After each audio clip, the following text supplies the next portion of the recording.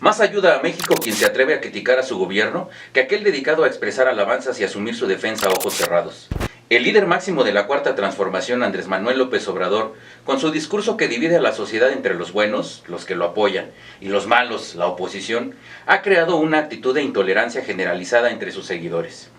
Estos le guardan tanta fidelidad que imitan a su líder en su insistente práctica de acusar sin comprobar sus dichos. Se erige en juez moral con derecho a sentenciar a sus enemigos, a ponerles apodos, a estigmatizarlos, pero sobre todo asume el papel de misericordioso que convierte en buenos a los corruptos, golpeadores, explotadores, a quienes les basta consumarse a su causa para ser aceptados sin importar si son de derecha o de izquierda, ni sus pecados ni su negro pasado. Recordemos a Elba Ester Gordillo, Carlos Romero de Champs, Manuel Bartlett Díaz y un largo etcétera. Pero la imitación, como siempre, resulta grotesca y peligrosa.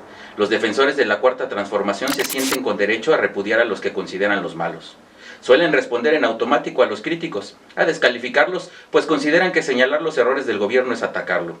Quienes alaban y defienden al presidente de la Cuarta Transformación ven a los críticos como enemigos a quienes se les debe nulificar y liquidar con frases sin argumentos, con insultos, con la insistente idea del por qué no lo dijeron antes, o por qué ahora sí critican, y antes estaban calladitos.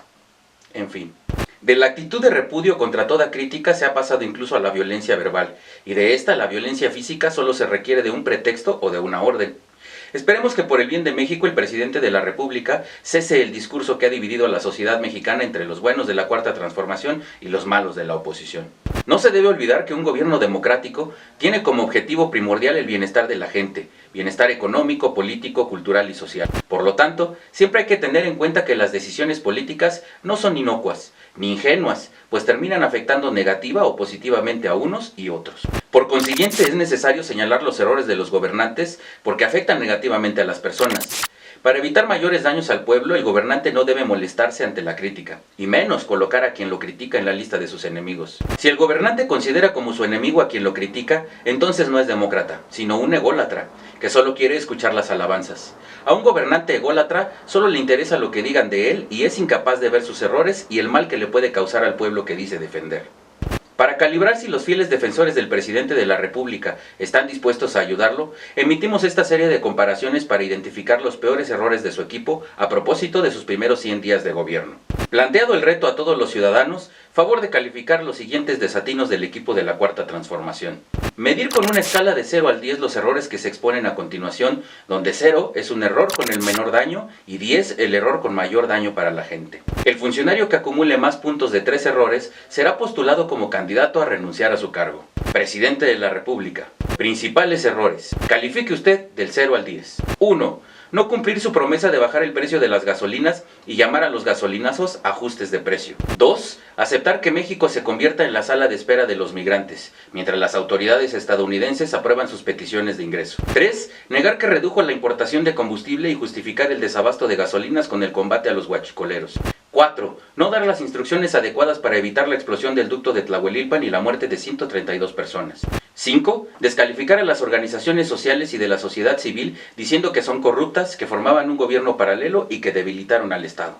6. No tolerar la crítica de los medios de comunicación y decirle fifí a la prensa crítica. 7. Descalificar a los órganos autónomos porque representan contrapesos al poder presidencial. Ahora vamos con la Secretaría de Desarrollo Social, quien tiene al frente a María Luisa Albores González. Sus principales errores, y califique de nuevo del 0 al 10. 1. Actuar contra la supuesta corrupción en las estancias infantiles, quitándole su presupuesto para dar el dinero a las madres de los infantes y no hacer nada contra la estafa maestra encabezada por la extitular de esa secretaría. 2. Eliminar el presupuesto de los refugios para las mujeres violentadas. 3. Aceptar la reducción del presupuesto de las organizaciones sociales. Ahora le toca al secretario de Comunicaciones y Transportes, Javier Jiménez Espriu. Sus principales errores, también calificados del 0 al 10. 1. Haber decidido mantener en secreto la investigación de la muerte de la gobernadora de Puebla, Marta Erika Alonso, y de su esposo, el senador de la República, Rafael Moreno Valle, y luego dar marcha atrás. 2. No haber declarado que tenía un departamento en Houston, Texas, diciendo que era de su hijo, cuando no es así. 3. Haber encabezado las acciones para la cancelación del nuevo Aeropuerto Internacional de México y amenazado a los vecinos con investigar sobre sus propiedades. Ahora el turno de la secretaria de Gobernación, Olga Sánchez Cordero. Sus principales errores, calificándolos del 0 al 10. 1. No declarar su propiedad de un departamento en Houston, Texas y culpar a la Secretaría de la Función Pública de no realizar la publicación de todos sus bienes como lo pidió. Fue desmentida por esta misma secretaría. 2. Declarar que no sabía que Andrés Manuel López Obrador fue opositor de la termoeléctrica de Huesca, Morelos, cuando hay evidencias de esta oposición. 3. No desempeñar sus funciones de conciliación política ante la CENTE y dejar que con el bloqueo a los ferrocarriles en Michoacán se perdieran miles de millones de pesos en perjuicio de la economía nacional. Ahora el turno de Rocío Nale, al frente de la Secretaría de Energía. Sus principales errores, calificándolos del 0 al 10. 1. Comprar 671 pipas para el transporte de combustible sin licitación y sin cumplir las especificaciones técnicas del doble rodaje para que circulen por las carreteras mexicanas. 2. Decidir que la compra de las 671 pipas por $82 millones las hará la misma empresa que cobró $1,000 millones de pesos adicionales por la torre Estela de Luz. 3. Afirmar que no habrá gasolinazo en el gobierno de López Obrador y decir que los aumentos serán por los ajustes inflacionarios. Ahora, por el lado de la Secretaría del Medio Ambiente, Josefa González Blanco Ortiz, calificando sus errores del 0 al 10. 1. Creer en los aluches y que ellos defenderán la selva de la depredación que causará la construcción del Tren Maya. Aluches, en las creencias mayas, son los duendes que cuidan los montes y las cuevas. 2. Negarse a respetar el convenio 169 de la Organización Internacional del Trabajo para que los pueblos indígenas sean consultados sobre su participación en los megaproyectos del Tren Maya, la termoeléctrica de Huesca, la refinería de Dos Bocas, el corredor transísmico de Tehuantepec y la siembra del 1,000,000 de hectáreas de frutales y maderables. Por parte de la Secretaría de Educación Pública, Esteban Moctezuma Barragán. Sus principales errores, que calificaremos del 0 al 10, son: 1. Mentirle al pueblo de México al decir que es licenciado en Derecho y no haber terminado su carrera. 2. Que en la nueva reforma educativa se haya omitido el reconocimiento constitucional de la autonomía universitaria, diciendo que fue un error, pero que hasta la fecha no se corrige. Que en la propuesta de presupuesto de las universidades se les haya recortado su financiamiento para luego decir que fue un error. El director de Pemex, Octavio Romero. Sus principales errores, calificando de 0 a 10. 1. Haber aceptado la dirección de Pemex con profesión de agronomía y falta de experiencia en energéticos y petróleo. 2. No actuar ante las acusaciones de corrupción de Romero de Champs. 3. No haber previsto el cambio negativo de la calificación de la deuda de Pemex por las calificadoras de las finanzas internacionales. Ahora el turno de la directora del CONACYT, María Elena Álvarez. Sus principales errores, calificados del 0 al 10, son: 1. Aceptar el recorte presupuestal para la ciencia y la innovación tecnológica y la cancelación de becas para estudiar posgrados en el extranjero, actividades centrales para el desarrollo económico y social de México. 2. Colocar como comisionada del área de investigación de organismos genéticamente seleccionados a una modista. 3. Aceptar que su excuñado y su exesposo trabajen en el CONACYT, practicando el nepotismo que, según Andrés Manuel López Obrador, ya no existiría en el gobierno de la Cuarta Transformación. 4. Aceptar que la responsable del Fondo Sectorial de CONACYT, María Chávez García, solo tenga estudios de secundaria.